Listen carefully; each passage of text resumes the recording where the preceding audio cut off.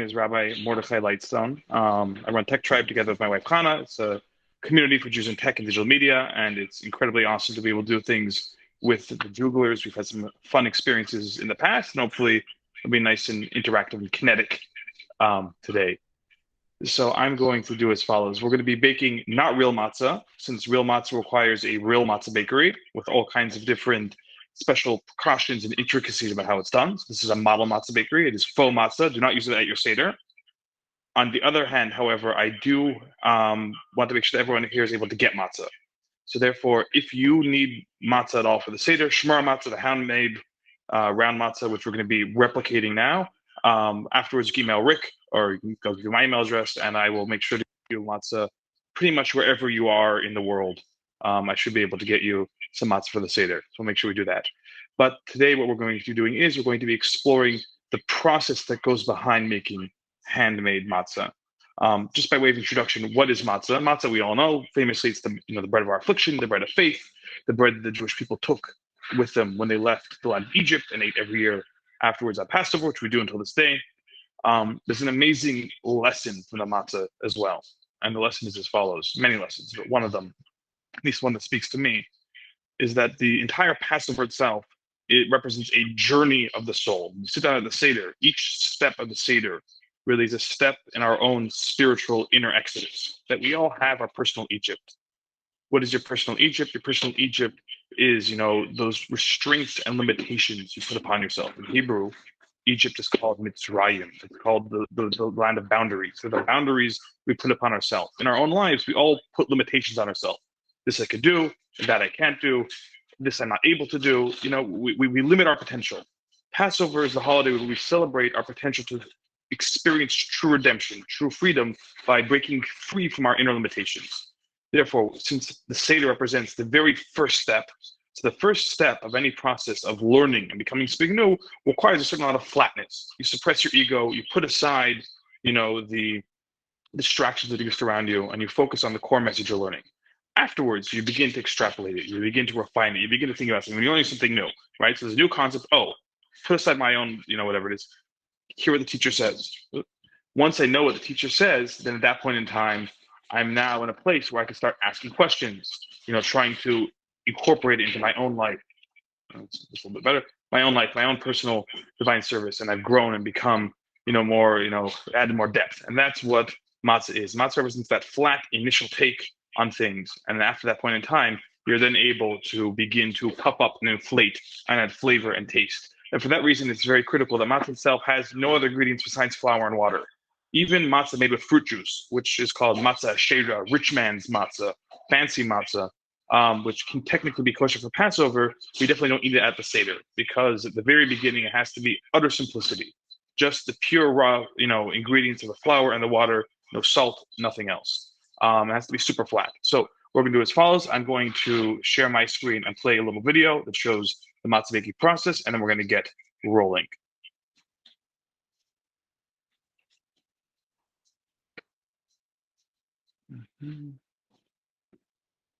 Where's that window? 1 second.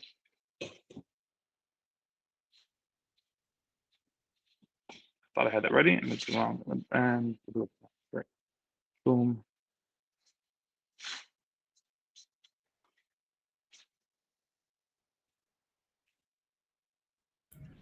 I have a quick question when Yes. you're able to answer it, whether or not, and maybe this video is going to answer it, but I'm curious if matzah was a thing before we had to leave Egypt, like we ate it anyway, or if that was kind of when we discovered it.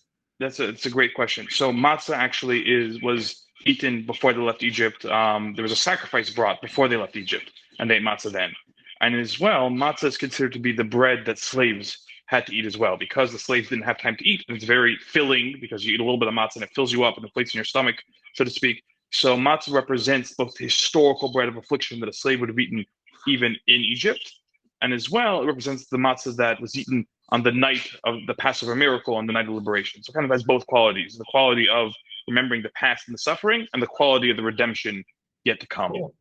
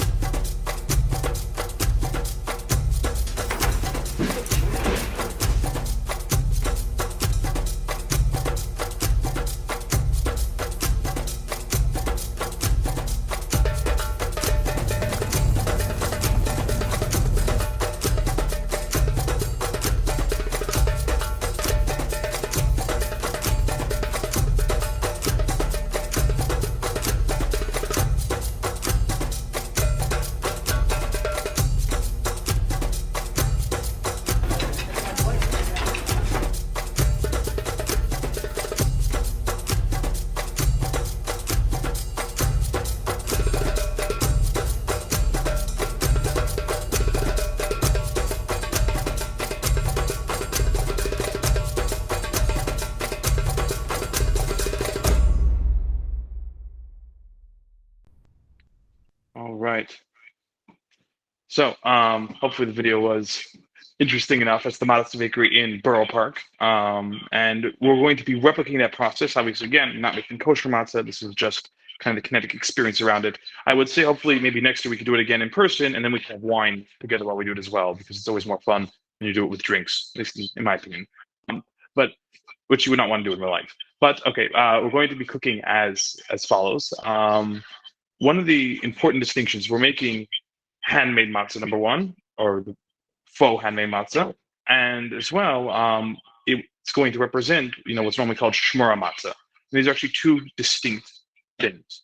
The idea of handmade is because when you're making real matzah, it has to have the specific intent that says matzah. Meaning, even if someone were to just make a cracker that has all the technical, legal qualities of matzah, it's made in less than 18 minutes, it's super flat, was cooked fast, it wouldn't actually be kosher matzah, because the matzah has to be made with the intent that this process is actually making matzah for the mitzvah. And when they make it, they say Moshe mitzvahs matzahs. They say a special, reminder throughout the process that the matzah they're going to make is for the mitzvah of eating matzah for the seder night. That's actually why there is a debate amongst authorities if machine-made matzah is better because it's cleaner and faster to cook and easier to make, or if it's possible that a machine lacks the intent, even if the person pressing the button has the intent, because the actual rolling process, things like that, is not done by hand, but the intent was not transferred via the machine, and therefore it's not actually good matzah. So this is a massive debate. That's why some people are very careful to eat handmade matzah, myself included. As I said, we're going to get matzah for you when we're done. The other thing is shmurah matzah itself. Technically speaking, matzah, once the flour gets wet, it has to be baked within 18 minutes to avoid it becoming chametz, to avoid it beginning to rise up in any degree or in any way and become bread that we can't eat on Pesach, on Passover.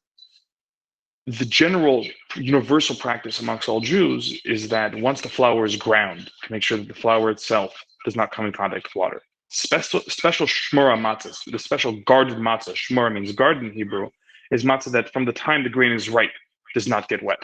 So it's a special additional, stringency and beautification of the mitzvah to make sure the matzah itself is ready right away and never comes in contact with water as well. That's why actually a lot of bakeries, I believe in Israel and in Europe use Ukrainian wheat. There's actually a matzah bakery in Ukraine as well, which produced matzah this year, and I believe is still doing it now under everything going on, and exported it. And I believe that's the matzah. If I get matzah to you guys in New York or wherever it is, that's where the matzah was made in Ukraine, in Dnipro. A lot of the flour produced for matzah in America comes from Arizona. And the reason is because they want to harvest it once it becomes ripe. It reaches the level of ripeness that's now ready to harvest. You don't want it to get wet. So when they grow the grain in Arizona, then that way it's not going to you don't have sudden rain in Arizona. As opposed to New York, it can suddenly rain and therefore it's more difficult. So that's why they tend to harvest it when they do. So we're going to get started right now, and we'll talk throughout, and please feel free to ask questions. And I definitely don't want to be the only one doing this. Hopefully you guys will be joining me as well. But we're going to get started with our faux matzah, our fake matzah over here. We have our bowl and our flour, and dump it in. Next is the water. So as soon as the water comes in contact with the flour, they have to get going right away. There's no breaking up whatsoever. They have to start immediately, and you begin mixing the flour with the water. It's sticky. It's a handmade tactile process, which is pretty interesting. It's interesting. I spent some time in the yeshiva in Montreal. So when when I was in Montreal, we used to make matzah together with some of the other students. And the Montreal Matzah Bakery has a mix of water that's made with whole wheat and white wheat. They do a combination between the two of them because it's easier to digest. The area in Montreal, so I wasn't born in Montreal. I was born in Los Angeles, but I went to yeshiva in Montreal in the what's it called? The Westbury area over there, the Chabad area over there. Oh, you were born in Montreal. Very nice. You lived in that area, yeah. So we used to make matzah all the time. So we get as much of it as we can. The idea is the process, even though technically speaking is 18 minutes from the beginning of the end of the matzah baking process, the reality is that often in matzah bakeries, they do it in far less. They end up doing it in something like 10 minutes or something like that from beginning to the end of the process. And then after that point in time, they take everything, they strip everything down, they wash everything out, they sand all the rolling pins. The tables themselves are covered with paper, so they could just rip out the paper and move to the next one, and they put it in. The oven itself is also very, very hot. All right, so this one is mostly done. We're going to take it out.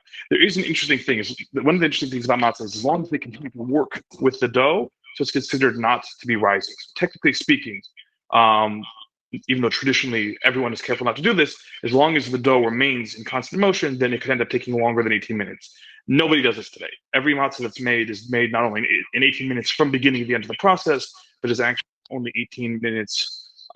Is less than 18 minutes, as I noted. There's an interesting historical note as well when it comes to matzah, and that is all the matzah that we see in the stores today, for the most part, with the exception of Sephardic matzahs, which we're going to get to, is different than the way matzah was traditionally made. In the times of the temple in Jerusalem, in the times of the Middle Ages in Europe, up until the 1700s, the 18th century in Europe, all matzah was much more bready. It was thicker and it was softer. And that's why if you go to Yemenite Jews today, they produce Yemenite matzah. Syrians have a similar type of matzah that is actually like a lafa. It's like a pita. It's much thicker. It's much more kind of bendable. The reason it changed was because of the ability to cook matzah at a higher temperature. When they created coke ovens, I believe, ovens that were able to cook at incredibly high temperatures, at that point in time, they ended up making thinner matzahs so that the matzah could cook very, very, very quickly and become done incredibly well. And that's where the idea of a hard matzah, the matzah you see today, comes from. So hopefully you guys are following along as much as me, but we roll out the matzah over here, make sure it's nice and round, and then we take it, and the next is what's called in Yiddish zetzing the matzah, to poke holes in it. Normally, as you saw in the video, it's a round kind of rolling pin that has a bunch of spikes in it, but for the sake of this demonstration, we're going to be using a fork. The holes actually play a very specific and important role.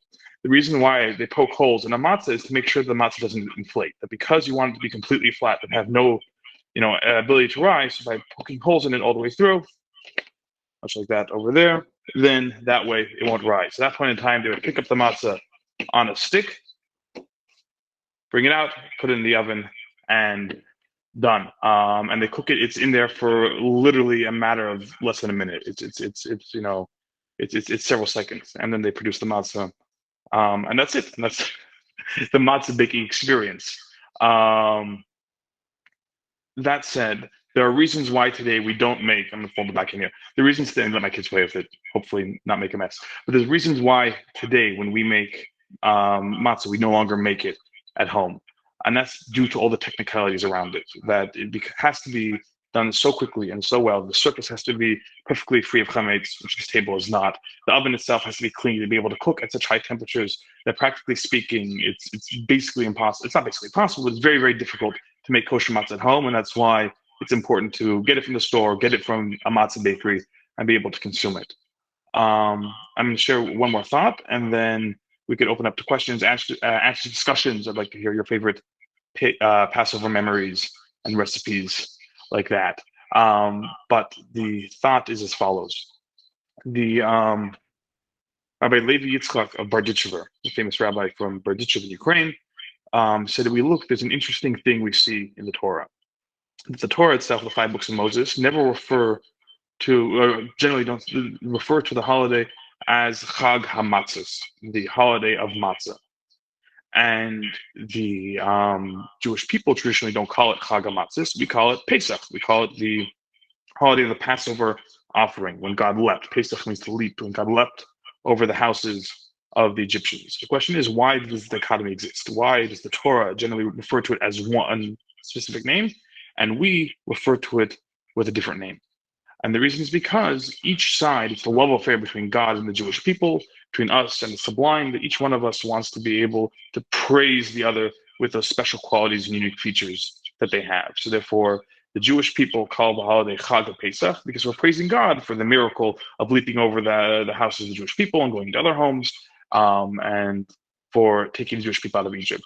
And God wants to praise what makes the Jewish experience of Passover so unique, that they left with this bread of faith, that they stepped out into the desert with nothing to eat besides the matzahs that they carried with them, and they're able to eat it. So each person is praising the other. And ultimately, that's what makes Passover such a special holiday, because it is a time of this love and the special, unique experience that we have. But that is the actual matzah baking process. I guess on one foot, we see far less than the 18 minutes that we were worried about hitting. But I'd love to hear from you guys if anyone has any particular favorite Passover recipes, Passover memories, anything like that.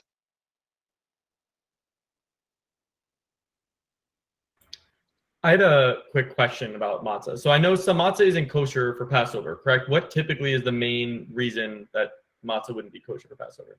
Matzah is kosher for bread. Bread is not kosher. No, yes, I understand in general, but aren't there some brands of matzah that aren't considered kosher enough? Like, yeah. Okay. So there's two levels. There's one thing there is this called this rich man's matzah that has fruit juices on it, or chocolate on top of it, stuff like that. That's kosher for Passover, generally speaking. Some people will be careful not to eat it for various reasons, but it's not actually forbidden on the holiday. It just can't be used for the mitzvah. It can't be used for the if you want to, when you're sitting down by the seder at night and you go to bite the matzah, then you have to make sure to have the real handmade kosher matzah. There's a separate issue which has arisen recently, and I don't know why kosher agencies give the kosher approval, but there are certain flavored matzahs that actually aren't matzah. Technically speaking, they're just flavored crackers. And you'll see sometimes you'll say this matzah is not kosher for Passover. I don't know why the kosher agencies let it be sold that way. I think there's actually a discrepancy. I think some of them will allow that to happen, some will not. Like this is matzah chip that's sold that actually is not matzah. It's just like a pita cracker, which is delicious and kosher to eat the whole year, but not on Passover. So that's why you have to check, because some matzah companies, I think Manischewitz is one of them, will sell matzah style products that aren't technically matzah and therefore are not kosher to eat during Passover. So you should have to check the label to make sure that such things happen. I will say it happens with Manischewitz as well. One year, a guest came to our seder and said he wanted to bring a bottle of Manischewitz. I'm like, I don't touch that stuff. It's not my style, not to my taste, as I tell my kids to say. And you want to enjoy it, go ahead. And when the seder was all over, I was cleaning up and I saw the bottle and it said, this bottle of Manischewitz is not kosher for Passover because of that particular issue. But generally speaking, matzah is not is the only thing. You don't have to eat matzah, by the way. It's interesting. You have to eat matzah the first 2 nights of Passover. The rest of the time, technically speaking, there's no obligation to eat matzah. Just if you want to eat bread, then you should eat the matzah. An additional note that's interesting, there's some people who are careful not to get the matzah wet at all. This is called gebracht in Yiddish, or matzah shmurah in Hebrew. That's matzah that doesn't get wet. So that would mean, technically speaking, and this is something I do personally, I wouldn't make a matzah ball soup on the beginning of Passover. Only the very last day you get the matzah wet. The reason why this custom came about is related to the change in baking matzah that we mentioned beforehand. That when they began to bake the matzahs much faster, far thinner, and them very, very quickly in the oven, there was a fear that during the process, a little bit of flour would remain on the matzah itself. And because the cooking process was done so quickly and the kneading process was done so quickly, theoretically speaking, there could be a little bit of flour still on it, and therefore you wouldn't want to get it too wet so it wouldn't rise. This is a stringency. This is not, kind of the core law. This is a special thing that people will do. But this came about because of that change in baking matzahs.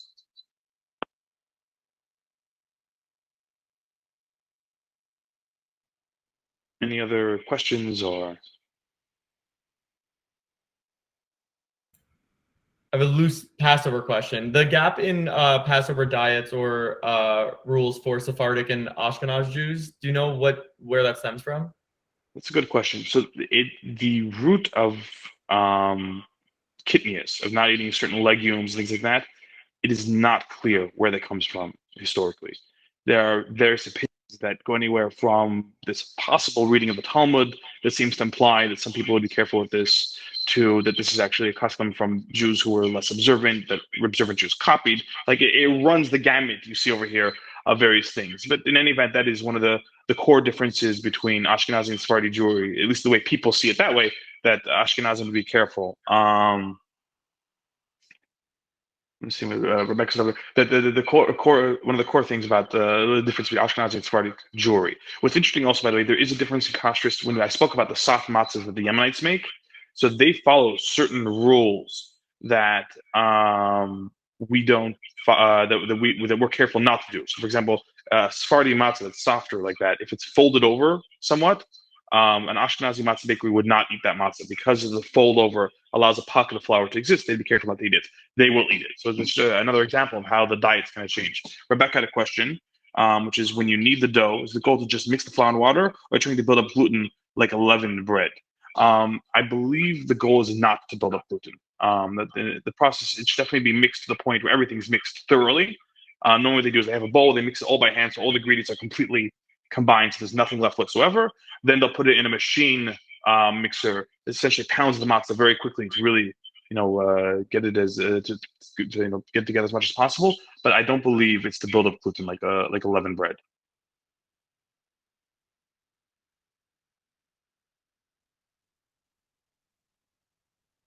Sure. If anyone else has any other questions?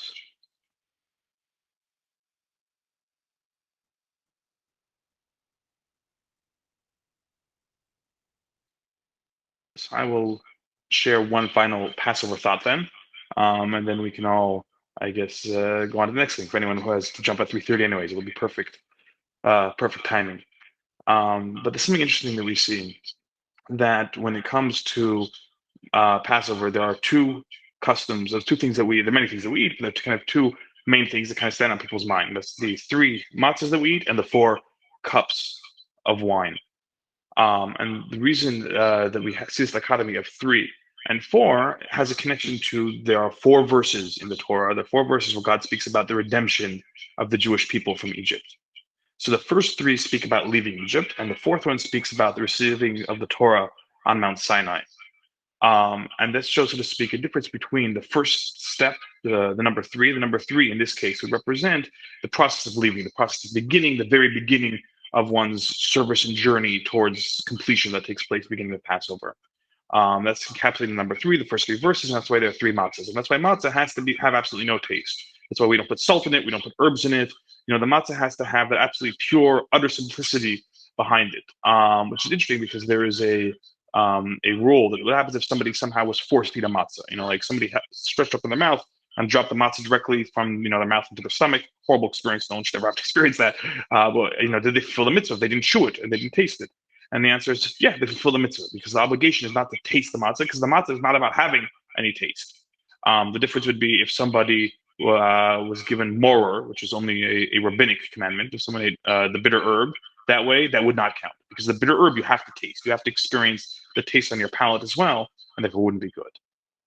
So matzah represents complete and utter simplicity. Wine is the polar opposite of matzah. What's wine? Wine is rich. Wine has taste and depth and character and terroir and all these different things from the world of wine, which are far beyond my pay grade or wine experience. But wine is this incredibly rich and deep experience that represents the intellectual experience that we have with Jews when we learn, when we study, when we really come together as one. And so, therefore, the fourth verse, which refers to the receiving the Torah on Mount Sinai, represents kind of when we begin to intellectually experience things as Jews, and that's why that's the number four. It's a little Passover thought. I'm going to wrap up now. Please, if anyone has any follow-up questions, please feel free to email me to let me know. Rick has my email address. You can email Rick, and Sam also has my email address. I think some of you guys do. You can forward it on, to me, or you can email me directly, mlightstone@gmail.com. And on top of that, please, if anyone wants real matzah, not this, glorified cracker that we just made now, let me know, and I will make sure, no matter where you are in the world, I should be able to get a matzah to you. Antarctica may be difficult, but otherwise, I should be able to get some matzah to you, and I'm really happy to do that as well. So wishing everyone a happy Passover, with many blessings and many good things to come, and I hope to maybe we'll do another Torah study class in the future when we get closer to Shavuos after the holiday, as we begin to intellectually grapple with things. But wishing everyone a Chag Sameach.